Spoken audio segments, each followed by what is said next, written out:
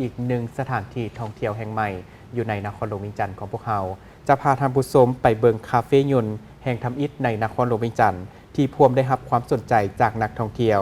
ซึ่งเจ้าของธุรกิจได้นำเอาเรือบิน มาดัดแปลงเป็นห้านคาเฟ่ให้ลูกค้าได้ไปเที่ยวชมคาเฟ่ยนต์แห่งทำอิฐตั้งอยู่เมืองไซธานีนครหลวงเวียงจันทน์ตั้งอยู่ในปั๊มน้ำมันแห่งหนึ่งแถวหลัก16ถ้าหากมาทางวงเวียนดอนนูนแม่นอยู่เบื้องขวามือ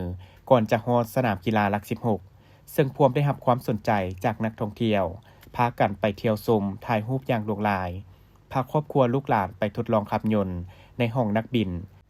ซึ่งเพิ่นเปิดให้เข้าไปนั่งได้เพื่อให้ลูกค้า